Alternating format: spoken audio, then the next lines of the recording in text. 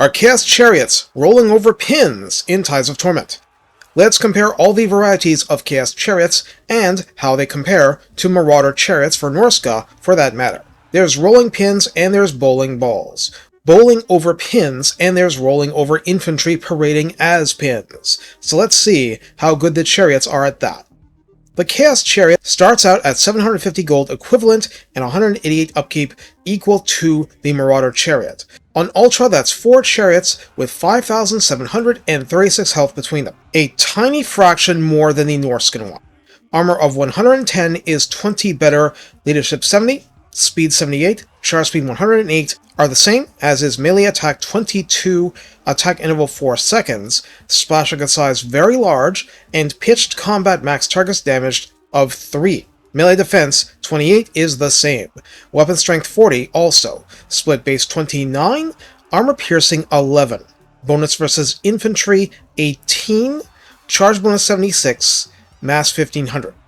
The key difference is that it does not have rage, which means it doesn't get stronger the more it fights. The extra armor is its compensation, and certainly, against low armor piercing foes, especially ranged ones, this markedly increases the survivability. Now, we can safely start covering the Mono God variants. Khorne variants come for 850 gold and 213 upkeep. Armor 120, spell resistance 35%, melee defense 23 or 5 lower, being straight Mark of Khorne adjustments. So yeah, it has Frenzy, and this completely, well, largely changes how we assess it. Melee attack plus 10, weapon strength plus 10%, charge bonus plus 10%, and immunity to psychology, while leadership is okay. So, on a 120 armor unit, melee attack 32 versus cavalry 50 versus infantry at rank 0, weapon strength 44 or 62 versus infantry, charge bonus over 18. Obviously, a fresh charge will be pretty nice. Nurgle variant shares the same price. Health 6,292, 556 better. The notable glaring flaw is melee attack 17, even though poison is inflicted with each attack.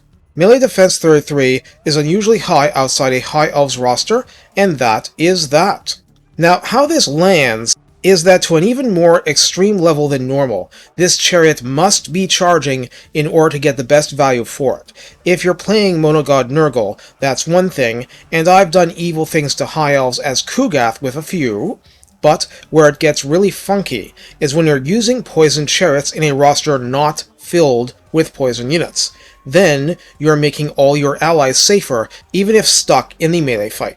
There are also even better units for pinning the enemy for spell bombardments in this case, and generally can last, but yeah, you'll want to pull them out and charge them more for best effect. The flip side to this is that against most infantry in the game, barring, let's say, red-crested skinks, against which they don't need the poison help anyway, they'll slow the enemy down and make it harder for the enemy to run away. Slaanesh, of course, has physical resistance, a paltry 5%, speed 83, and charge speed 113, and that's it for raw stats. Now you're asking, does it have devastating flanker? It does. Strider and immunity to psychology have their places. Strider letting you laugh off charging through forests at Shadow Warriors, but yes, devastating flanker on a unit with a minimum of 76 charge bonus is a very big deal, and a mixed chaos force should be drooling over the possibilities. Tzeentch version has 0 cost bloat versus other types, which was not the case with Horsemen.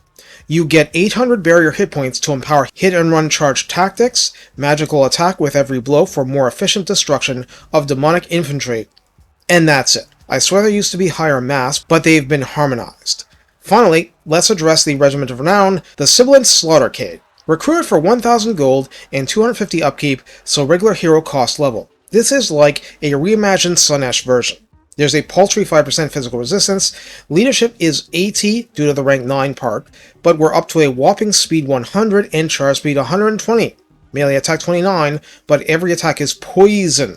Melee defense 36, reflecting the rank 9 state. Damage remains base tilted, unlike the new Norscan Chariot ROR, and while mass ground effect remains large, mass for each entity plunges to 650. This unit has the passive Soul Hunters from the Slaanesh roster, so if you can get it up to 200 kills, it'll top out at 10% ward save, plus 16 leadership, and plus 10 charge bonus flat. It causes fear, it has Vanguard deployment, Strider, so ignores terrain movement penalties, and even fatigue ones, so charging uphill through a forest, it's okay! Immunity to psychology, and Devastating Flanker to cement the package. For the redline skills, with mainline cast lords of any type, Hammer into Anvil gives melee defense plus 8 at 3 pips, and charge bonus plus 12 flat, before Devastating Flanker for double the end value against flanks and rear with the Slaanesh one.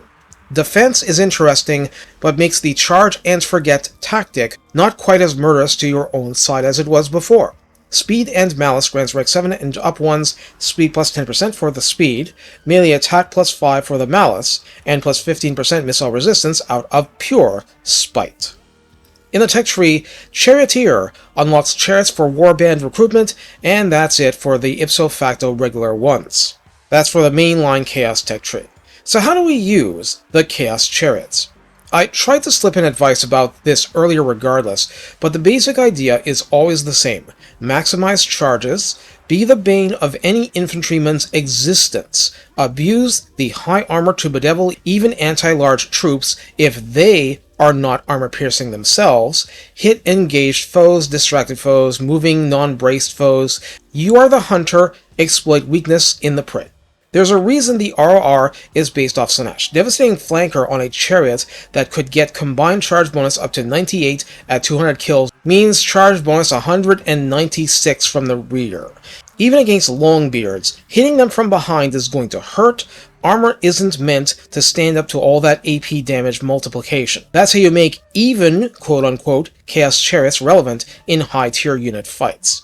And to be clear, against lower tier foes, you can truly crush a lot of stuff. The whole point of having this kind of armor is to make it more likely you can survive to hit the missile line of order-tied enemies and do mass devastation.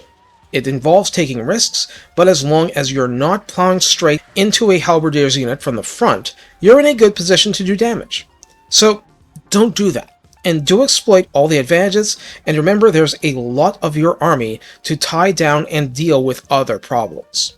Since Slaanesh has no magical attack, the funny thing is that the Tzeentch Chariots are the best ones here for efficiently obliterating blue and pink horrors, but the rest will manage somehow. Take that mindset and plow the fields. Take care, and have fun bowling your way to victory! Or was that rolling?